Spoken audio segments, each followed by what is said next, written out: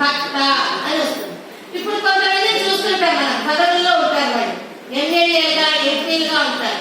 వాళ్ళకి పేరు వెనకాల ఉంటుంది ఎమ్మెల్యే అని. అది ఎంతకాలం ఉంటుంది? వాళ్ళ పదవిలో ఉన్నంత కాలమే ఉంటుంది. తర్వాత ఎక్స్ అని చేరిపోతుంది, ఎక్స్ ఎమ్మెల్యే, ఎక్స్ ఎంపీ అని ఎక్స్ గా వాళ్ళు చేరిపోతారు. పదవిలో ఉన్నంత కాలమే వాళ్ళకి ఎమ్మెల్యే ఎంపీగా ఉంటారు. కానీ ఒక భక్తిగా ఉండేటువంటి వాళ్ళకి, భక్తులుగా ఉండేటువంటి వాళ్ళకి నిరంతరం సూర్య చంద్రాదులు ఉన్నంత ఆచరణ కాలము కూడా వాళ్ళకి భక్తులుగానే వాళ్ళు ఉండిపోతారు. అందుకనే భక్త ప్రహ్లాద, భక్త మార్కండేయ అలాగా భక్త అనే పేర్లు మనం చెప్తూ ఇప్పటికీ అంటూనే ఉన్నాము. జై గురు శ్రీ సత్యనారాయణ స్వామీజీకి, జై గురు లక్ష్మీ నారాయణకి, జై శ్రీ సుదర్శన భగవానికి, జై గురు వాసవి మంత్రానికి. ఈ విధంగా ఈ పరమ పవిత్రమైన క్షేత్రంలో ఇన్ని దేవాలయాలను మనం చూస్తున్నట్లు కానీ మనకి ఒక దధీచి దేవాలయం కూడా ఈ ఊళ్ళో అవునా? చూసారా? దధీచి మహర్షి ఆయన ఒకసారి పరమేశ్వరుడు త్రిపురాసుర సంహారం చేయడానికి, అంటే అసురు అంటే రాక్షసు, ఆ రాక్షసుని సంహారం చేయడానికి ఆ మహర్షి తనకున్న వెన్నెముకనే తీసి దానిగా త్యాగం చేశారన్నమాట. వెన్నెముకని ఒక అస్త్రముగా ఇచ్చేశారు.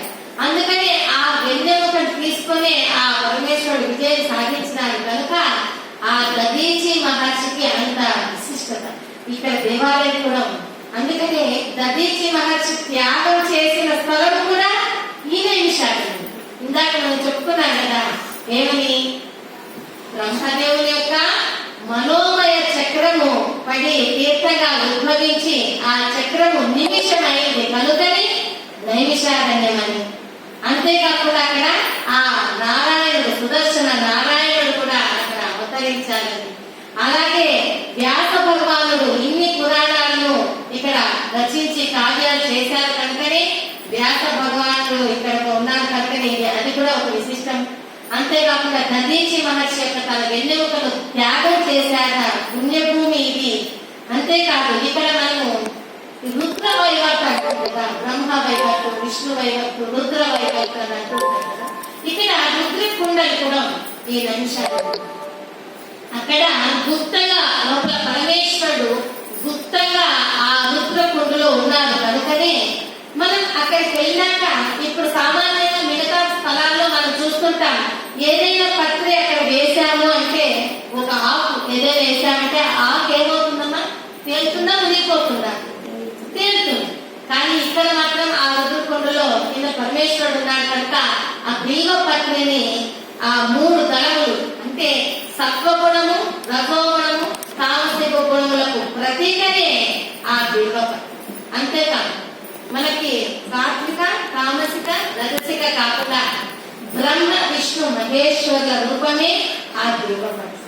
ఇలాగా 3 గుణాలకు, సృష్టి, స్థితి, లయాలకు కూడా రూపమే ఆ బిల్వపత్రి. అందుకనే బిల్వపత్రి అనేది అంత విశేషమైనటువంటి. పరమేశ్వరునికి 3 కళ్ళు ఏ విధంగా ఉంటాయో ఆ బిల్వపత్రి కూడా అలాగే 3 కళ్ళు, 3 ఆకుల రూపంగా ఉంటుంది.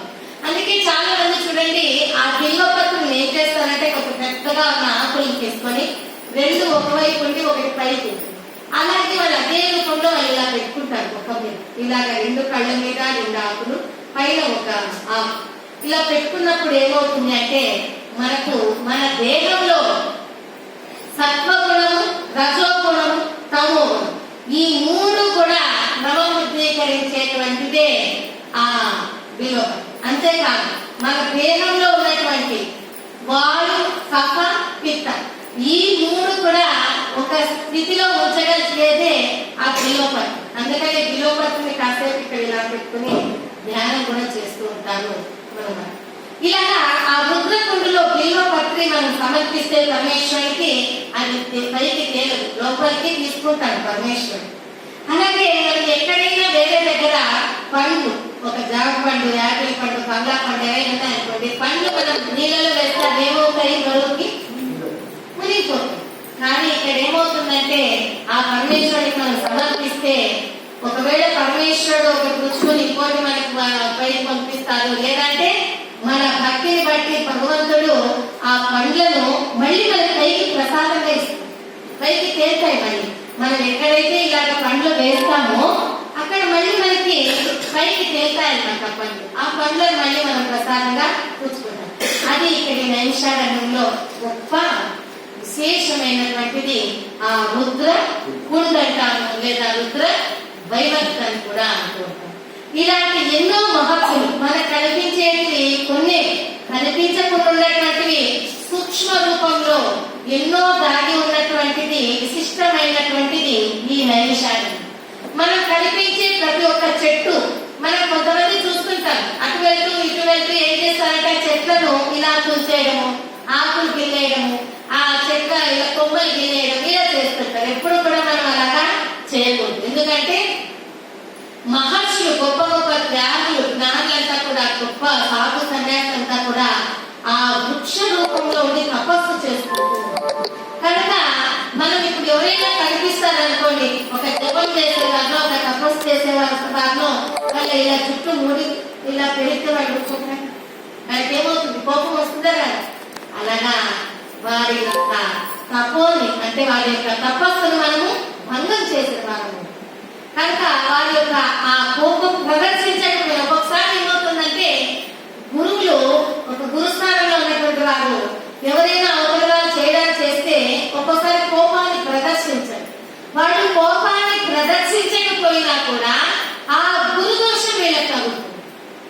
చూస్తుంటారు కొంతమంది, కొన్ని కొన్ని కుటుంబాల్లో వారి యొక్క పిల్లలు అమితవారుగా ఉండటము, లేకపోతే వారి యొక్క మైండ్ మేధస్సు దెబ్బతిని వారి మేధస్సు సరిగా లేకుండా చాందస్తులాగా పిచ్చి వాళ్ళలాగా ఉండటము, ఇవన్నీ చూస్తుంటారు. మరి ఇవన్నీ ఎందుకు వాళ్ళు అలా అవుతారు? గురుత్వం. ఒక గురువు మనము ఒక పూర్తి ఏదో కొట్టడము, తిట్టడము, ఏదైనా మాట అనడము, నింద చేయడము, అపనింద చేయడము ఇవే కాదు. చేయడానికి చేసినప్పుడు ఆ గురువుని గురించి మనం వెనకాల ఎక్కడో, ఆ గురువు ఎక్కడో ఉంటారు, మనం ఎక్కడో ఉండి ఏదైనా మనం ఆ గురువుని అపనింద చేస్తే కూడా ఆ దోషం ఇక్కడ రాదు. అందుకని గురు దోషం అనేటువంటిది చాలా కష్టం.